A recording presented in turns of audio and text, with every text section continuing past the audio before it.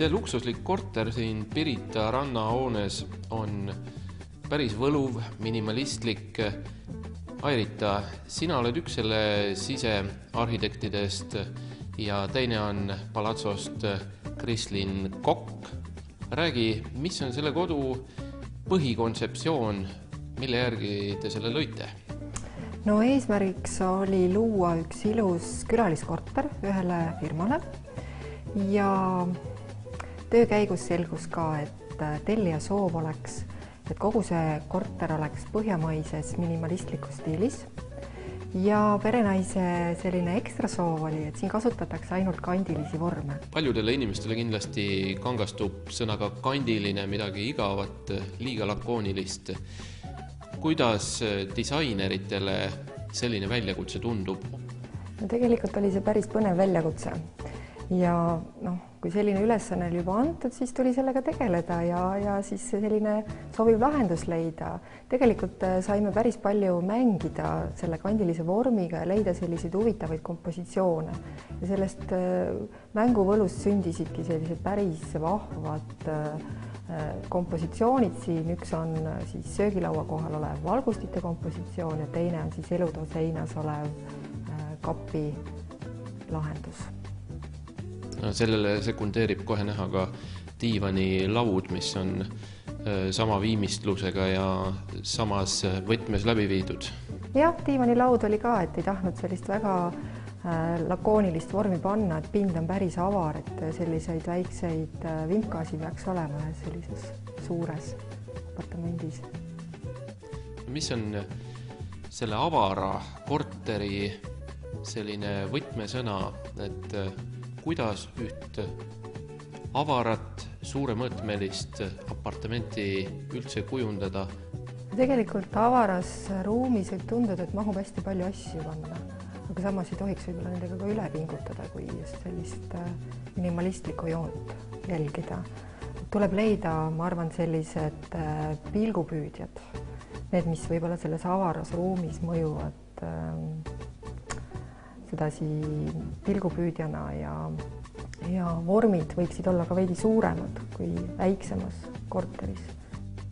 No see on siin üsna valgusküllane merevaatega korter. Kas näiteks valguslahendustes annab arvestada ka nii-öelda looduse enda poolt antava valgusega? Ja kindlasti tuleb sellega arvestada, et kus tuleb päevavalgus, kas on päiksepoolne külg või mitte. Samas on meil Põhjamaal päris palju seda pimedat aega ja kui nüüd jäävad suured tumedad aknapinnad, siis tuleks ka seda pimeda aja arvesse võttes kompenseerida ja meiegi oleme siin selliseid peidetud valgustriipe projekteerinud. Ja lisaks sellisele funktsionaalsele valgusele on siin ka sellist mängulist lahendust. Seesama tume suur põrandapind, kuhu siis tõime sisse RGB LED valgustuse. See on uputatud nüüd sellisesse peitsitud tamme parketti, kuid siin on näha ka teisi viimistlusi, üsna palju looduslikku kivi. Räägi väheke materjalidest. No sellise veidi eksklusiivsema apartamendi puhul on loomulik, et need materjalid võiksid olla ka soliidsed. Ja siit ongi see meie valik kasutada naturaalset puitu, naturaalset kivi, klaasi, lisaks siis roostevaba metalli ja siis vastukaaluks pehmendavalt on tekstiilid kasutuses. Kuidas on selle elamise ruumiprogramm üles ehitatud? Räägi, mis ruumid siin on?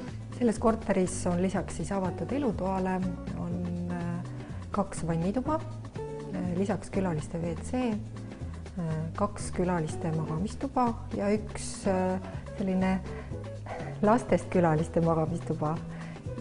Unustasin veel, et lisaks oleme välja ehitanud ka korterile lisa magamistoa teisele korrusele.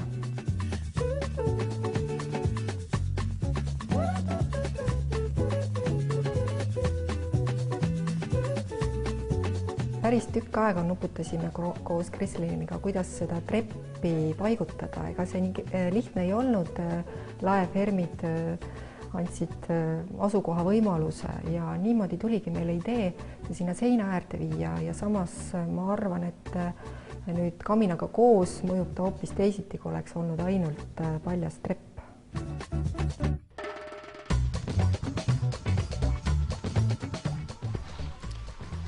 Vau, mis mõnus pööning.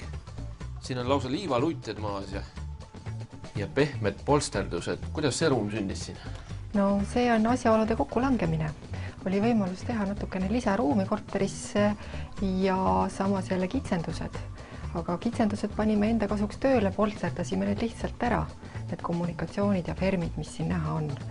Ja kuna ruum on ise, sai lisatud veel laeaken ja vaade merelegi on säilinud.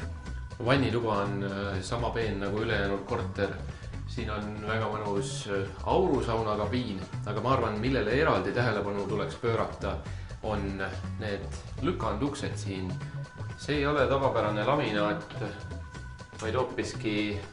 See on hoopis korian ja koriani on siis sisse joonistatud teise värviga naise kujutis. Korian on väga tänuväärne materjal liisketes ruumides. Ma usun, et alternatiivi on väga raske leida. Et kui muidu oleme harjunud seda köögitöö tasapindadel nägema, siis tähendab, ta on tugev materjal.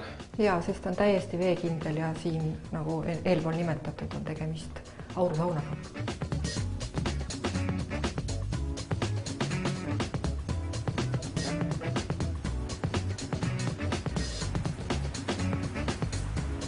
See on magamistuba, ümbritsevad seinad, ma näen, on efekt värviga viimistletud, kuid see, mis siin nüüd voodi tagumine sein on, see on hoopis põnev. See on nüüd Itaaliast pärit nahkpaneelid. Selles toas olemegi ühendanud Skandinaavia ja Itaalia disaini. Siin on nüüd ruumi vahesein, mis jagab magamisosa garderoobi osaga. Aga see on nüüd tuba, kus kõik ei ole mitte ainult Itaaliast, vaid sisse on toodud ka Põhjamaadest Taani disaini klassikat. Väga vahva leid oli taanlastelt käsitsi valmistatud mööbel.